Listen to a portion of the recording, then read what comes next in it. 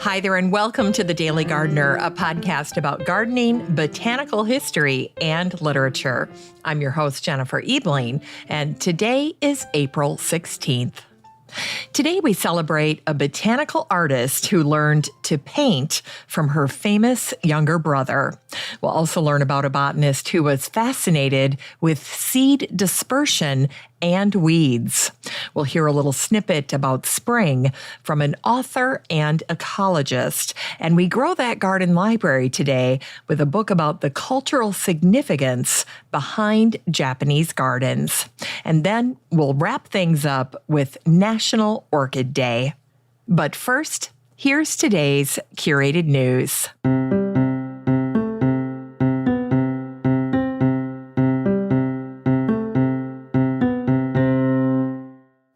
Today's curated news comes to us from the St. Louis Business Journal. This is a piece that was written by Nathan Rubelke, and it's titled, Missouri Botanical Gardens, Robbie Hart Finds His Passion in the Himalayas.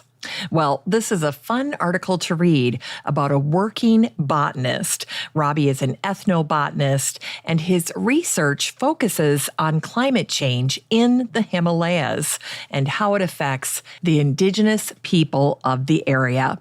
Now, through this article, we get to understand a little bit about what Robbie does for the Missouri Botanical Garden, but then also his fascinating work in the Himalayas. Robbie says, most of my work is looking at how mountain plants respond to climate change. And then also, because he's an ethnobotanist, he's trying to work into that how the indigenous people's traditions have to respond in regard to that change. Anyway, this is a short and sweet little post about Robbie Hart. And you can read all about him in the Facebook group for the show. Just search for the word Robbie using the little magnifying glass up at the top of the page, and this post will pop right up. Now, if you're not in the group and you'd like to join, it is so easy to do so. All you need to do is the next time you're on Facebook, type in the words Daily Gardener Community, where you'd search for a friend, and then request to join. I'd love to meet you in the group. It's time for today's botanical history.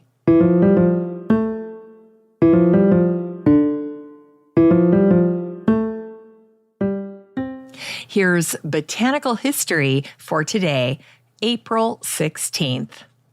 Today is the birthday of the American botanical illustrator Ellen Thayer Fisher, who was born on this day, April 16th, in 1847.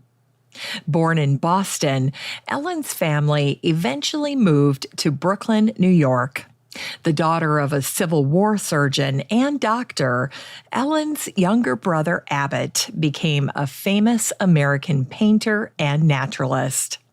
When Abbott attended the Brooklyn Art School and the Academy of Design, he would come back home and share with Ellen what he was learning about drawing and painting. When she was 22, Ellen married Edward Thornton Fisher, and together they had 7 children. In her spare time, Ellen focused on the subject of botanicals, painting mainly floral still lifes. Sometimes her brother Abbott would assist with the final touches of her work, which is why some of her paintings are also signed by her brother. Abbott always called her Nelly, and Ellen always signed her paintings with this family endearment. To help with her family's finances, Ellen painted for exhibitions, likely using her brother's connections, but she also gave lessons by letter to aspiring artists. And by 1884, Ellen began producing art for the Boston publisher Louis Prang, the man known as the father of the American Christmas card. Louis turned Ellen's art into beautiful greeting cards. Some of Ellen's more popular pieces feature blackberries, poppies, and there's one with a thistle that's visited by a bumblebee. And today is the birthday of the English botanist and ecologist Sir Edward Salisbury, who was born on this day, April 16th, in 1886. The youngest of 9 children, Edward's passion for plants started as a young boy. Edward loved to go out into the countryside and dig up plants to grow in his own garden back at home. Once he identified the plant, he would attach a label that had the Latin name. Now, his siblings often made fun of his little pastime.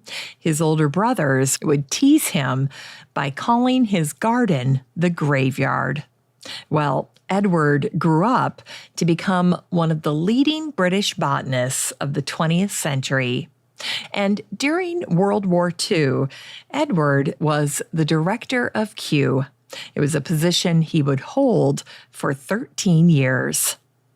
Now, during the war, Edward wrote a paper called The Flora of Bombed Areas. Bomb sites were fascinating to Edward. What drew his attention was the way that seeds were dispersed in the aftermath of bombing. Edward immersed himself in the subject of seeds and how they traveled, whether by human shoes, bird droppings, animal feed bags, or wind. And Edward wrote many books, but he's best known for his classic garden book called Weeds and Aliens, one of the best titled garden books in history. In the book, Edward tells the story of going for a walk in the countryside, and when he got home, he discovered that the cuffs of his wool trousers were full of seeds. In a moment of inspiration, Edward decided to try to grow them. Well, the net result was that Edward grew more than 300 plants, comprising over 20 different species of weeds. Indeed, Edward loved plants, and he was especially interested in their native habitats and how they grew in the wild. He also had strong opinions about plants. He once said, "The double lily was and is a crime against God and man." Edward died in 1978. He lived to be 92. It's time for today's Unearthed Words.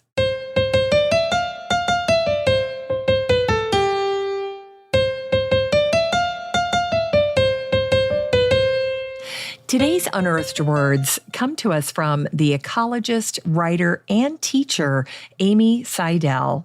This is an excerpt from Amy's book called Early Spring, an ecologist and her children waking to a warming world.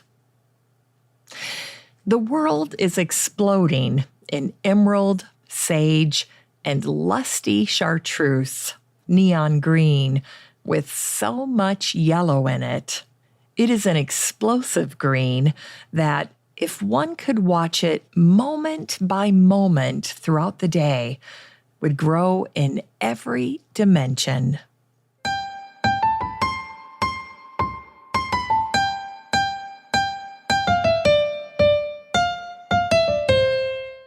It's time to grow that garden library with today's book, Japanese Garden Design by Mark Peter Keene.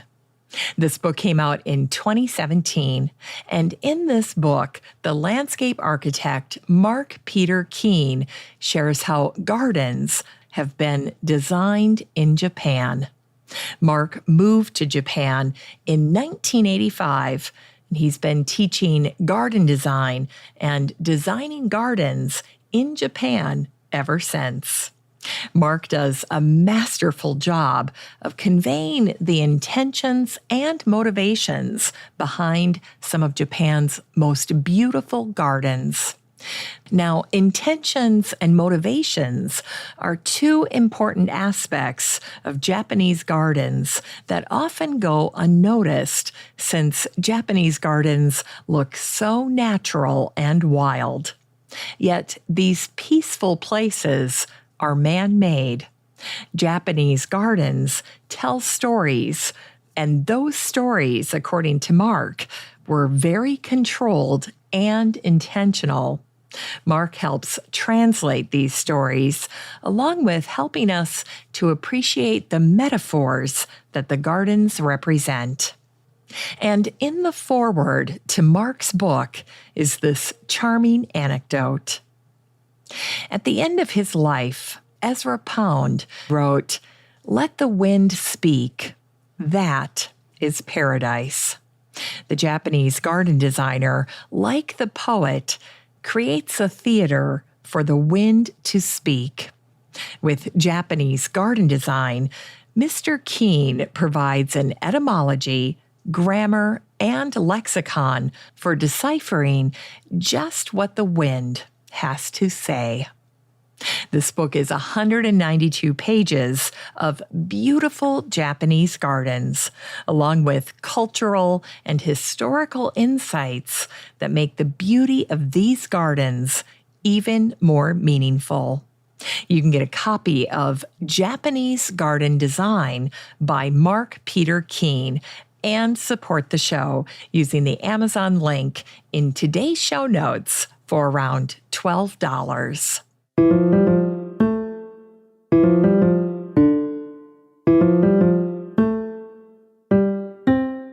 Finally, here's something sweet to revive the little botanic spark in your heart. Today is National Orchid Day. It's been observed annually on April 16th since 2015. Now, orchids are my new go-to order from the florist. If I need to give a gift, I've taken to sending orchids because they're so long-lived and they are spectacular. Orchids have been an obsession for many gardeners. The great Enid Haupt, also known as the fairy godmother of American horticulture, fell immediately in love with orchids when her future husband, Ira Haupt, gifted her with a Cymbidium orchid. Enid was immediately enthralled by it, and she began a lifelong love affair with orchids. And I love what the American paleontologist, evolutionary biologist, and science historian Stephen Jay Gould once wrote about orchids.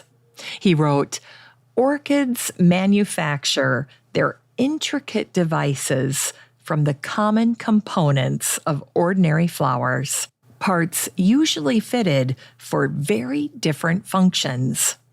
Orchids were not made by an ideal engineer. They are jury-rigged from a limited set of available components. Thus, they must have evolved from ordinary flowers." Thanks for listening to The Daily Gardener. And remember, for a happy, healthy life, garden every day. The Daily Gardener is produced in lovely Maple Grove and Wyoming, Minnesota, with the help of Paige Mance, Brooke Bierbaum, and Eric Begay. If you want to read today's show notes, just head on over to thedailygardener.org. And while you're there, be sure to sign up for my free Friday newsletter. And don't forget that you have a standing invitation to join the free Facebook group for listeners of the show. Just search for Daily Gardener Community the next time you're on Facebook and request to join. Last but not least, you can always get in touch by emailing me at jennifer@thedailygardener.org. I'm your host, Jennifer Ebling, and as always, have a great day in the garden, and we'll see you on Monday.